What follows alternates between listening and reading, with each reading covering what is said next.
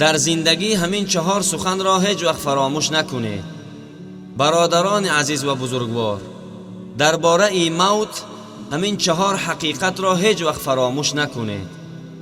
رزقی که الله برای ما و شما نوشته است، تا وقتی که آخرین قطره آب را ننوشیم یا اینکه آخرین لقمه نان را نخوریم، موت نمی آید. اکنون گوش کنید. آن چیزی که برای من از رزق نوشته شده است از جانب الله جل جلاله، تا من آخرین حصه آبم را یا اینکه آخرین لقمه نانم را نخورم، موت من نمی آید. پیش از این رسول اکرم صلی الله علیه و سلم می فرمایند: انه لا تموت نفس حتی تستکمل رزقها. کسی نمی میرد تا وقتی که رزقش را به پرگی تمام نکند. این یک حقیقت است. دوم حقیقت، موت در وقت مقرر شده اش می آید. از وقتش 1 ثانیه پیش نمی آید. 1 ثانیه. برای همین پریشان شدن و غم خوردن در کار نیست که نشود که یکی بمیرم. چیزی که نوشته شده است او حتما می آید. موت یگان علاج ندارد. بیماری ها علاج دارند. بنابراین باید دانست که موت پیش از وقتش نمی آید، بر وقت مقرر شده اش می آید. اگر در وقت مقرر شده اش آمدنی هست و این را الله خواسته است، فیصله الله خوبتر است و آن داناتر است.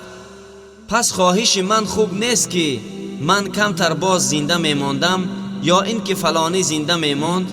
درباره رسول اکرم صلی الله علیه و سلم صحابه ها چی گفتند؟ دخترش فاطمه رضی الله عنها چی گفت؟ که اگر صبت علی مصائب لو انها صبت علی الایام سرن لیالیا.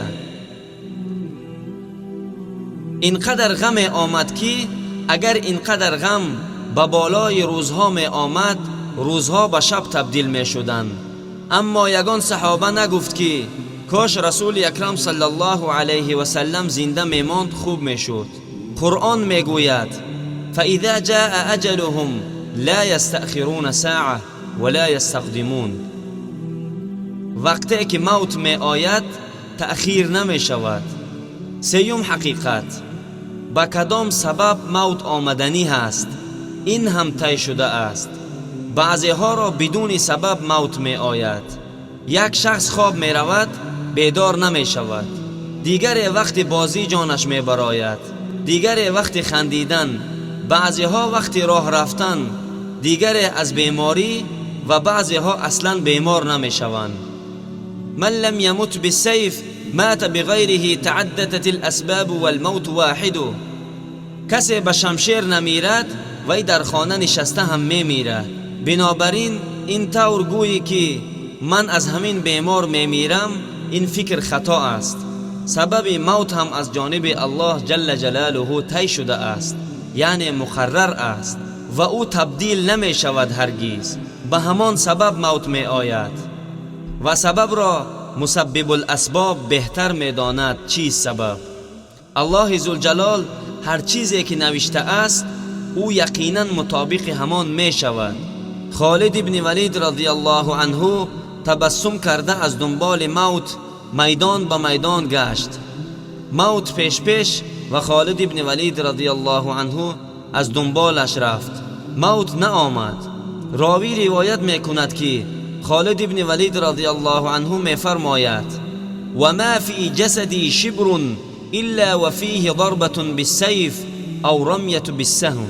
من اگر نگاه به جسمم کنم به مقدار 1 وجب جای خالی نمی بینم که در آنجا شمشیر یا تیر نیزه نرسیده باشد، مگر موت نه آمد. هنگام وفاتش گفت: بروید و پیام من را به بزدلان برسانید. فلا نامت اعین الجبناء. این بزدلان را خواب نمی آید که مبادا مرگم نه آید، مبادا کسی مرا نکشد. اینها را بگویید که من از دنبال مرگ گشتم، مرگ نه آمد. من شهادت را طلبیدم از الله جل جلاله، ولی امروز مرگی من در بالای چارپایی در جاگه خوابم آمد. اما خالد ابن ولید رضی الله عنه شهید شد به خاطر که از الله شهادت را صدقاً طلب کرده بود. برادران عزیز، یک چیز دیگر را بدانیم که در کجا ما باید بمیریم اینش هم طی شده است از جانب الله جل جلاله. چندین برادران را شنیدیم که می گفتند به وطن نمی روم که در آنجا بیماری بسیار است و شرایط شفاخانه ها خوب نیست، یکی نمیریم. حتی 5 سال و 10 سال نرفته بودند، ولی حکمت الله جل جلاله همان روزی که به وطن برگشتند روز دیگر وفات کردند. همه اینها طی شده هستند. رسول اکرم صلی الله علیه و سلم می فرمایند اذا قضى الله میتة عبد بأرض جعل له الیها حاجة. الله جل جلاله در کدام زمینی که انسان را موت دادنی است در همان جا حاجت انسان را می گذارد. انسان می رود حاجتش را پره کردن، الله فرشته موت را روان می کند و آنها آمده وظیفه خود را اجرا می کنند.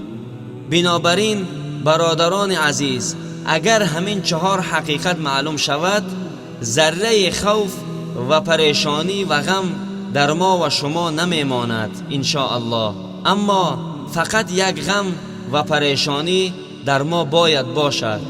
یا الله، وقتی مرگ ما مقرر و طی شده است، جایش هم مقرر است، سببش هم مقرر است. ای پروردگارم، جان مرا در حال بگیر که تو از من خوشنود و راضی باشی و داخل جنت بگردان که دیگر هیچ غم و اندوه دنیا نمی باشد. الله مهربان همه گذشتگیان ما و شما را غریق رحمت شایسته جنت الفردوس بگرداند. آمین.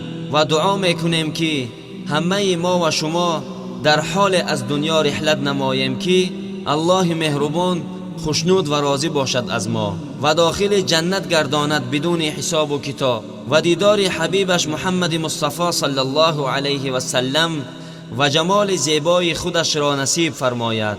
آمین یا رب العالمین. والسلام علیکم و رحمت الله و برکاته.